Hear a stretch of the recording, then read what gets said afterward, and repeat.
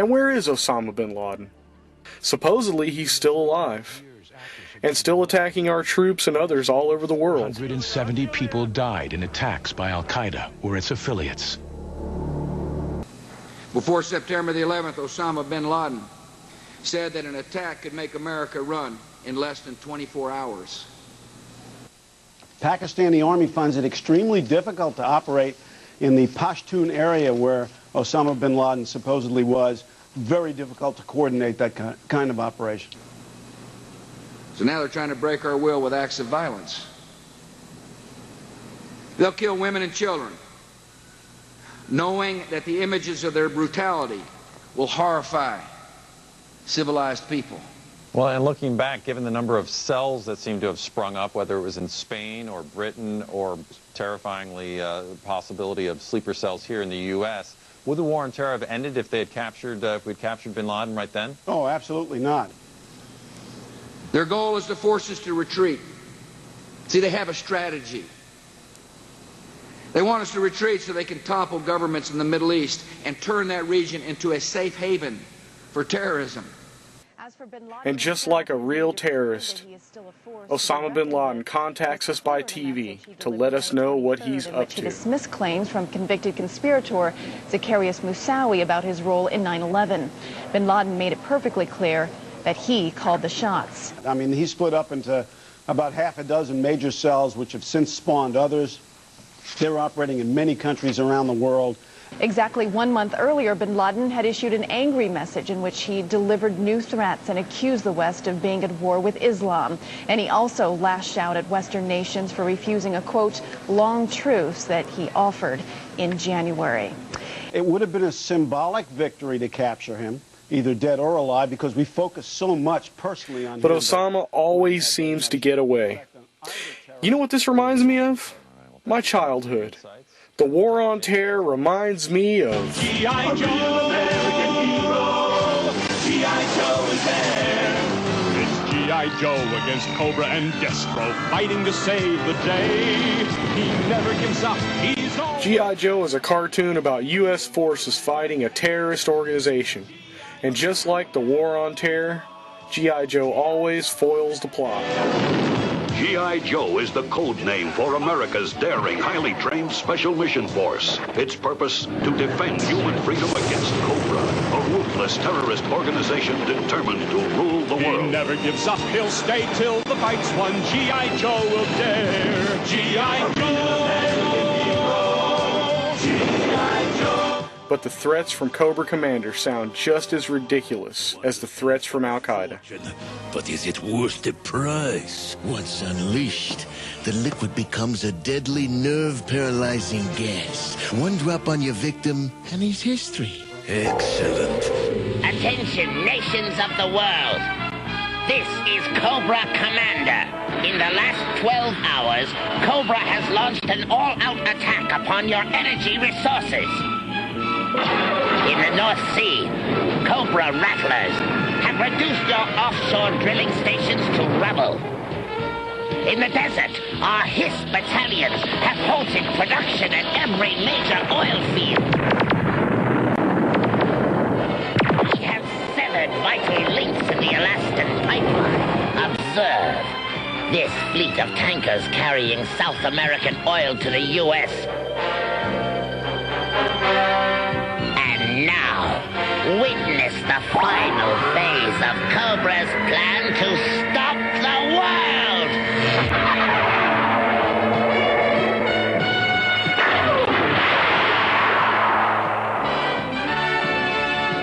Governments of the world, the choice is yours. Surrender control of your nations to Cobra, or face the nightmarish prospect of a new dark age. Cobra has 150 missiles in place, targeted on the capitals of every major nation on Earth. Each of these missiles carries one of Cobra's new photon disintegrators. We shall now demonstrate the destructive power of this weapon on this exact replica of one of your cities. Watch closely. This will be your fate if Cobra's demands are not met.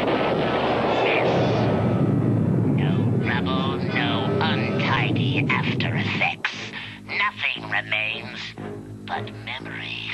To avert this tragedy, you need only surrender control of your nation to Cobra.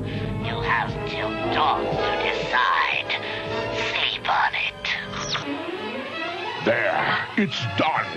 Now nothing can stop Cobra. Stop that man!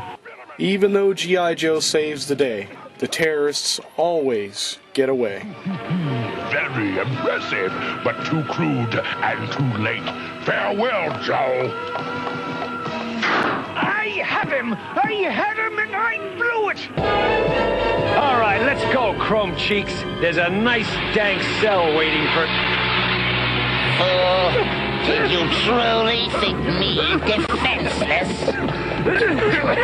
You will pay for your stupidity, Destro. Duke, you okay? Destro, Cobra Commander. Where? You're okay, and the tankers are safe. That's more important.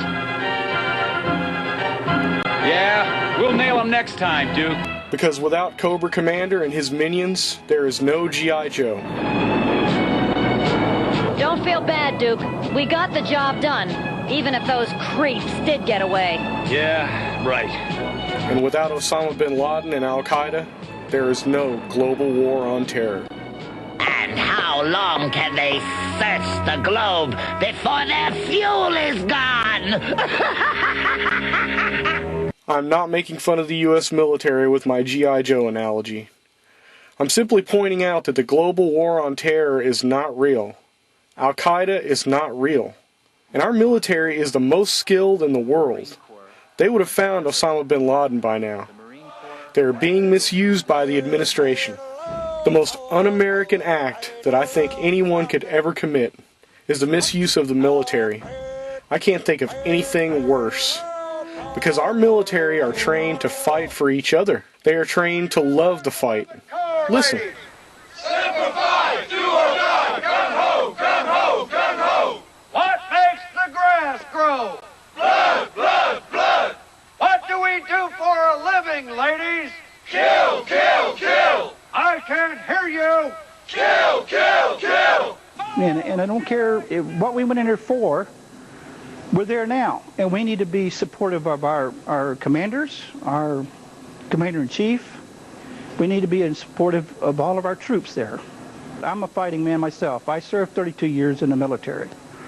And I know one of the things that you can do as Americans is not support the effort, whatever it is, and you can demoralize our troops in the situation they're in. And right now, we don't need to be divided. We're there. It doesn't matter the cause or the reason that we're there. We're there, and we're fighting. And our young men and women are fighting for their lives. And we need to be united, totally, 100% united. This is a war. And America needs a strong, proud military. And Americans should always support the cause. But the cause should never be stealing oil and giving it to the richest people in the world. And this is why the misuse of the military is an atrocity. George Bush could never stand with our military if he missed his drug test in the Air National Guard. And the same with Dick Cheney and his 5 deferments during Vietnam. No wonder Dick and George didn't want to go to Vietnam. Once you've been in combat, you're never the same. A Marine accused of firing a shotgun at club goers in Massachusetts pleading not guilty to attempted murder charges. Daniel Kottner is accused of opening fire on a crowd outside his apartment early Saturday, wounding 2 people. Kottner was named Marine of the Year last month for his service in Iraq, but he has been treated for post-war stress. Videotape is dark and grainy, but clearly shows 21-year-old Elio Carrion, recently returned from a tour in Iraq, detained after a high-speed chase. The passenger in the car.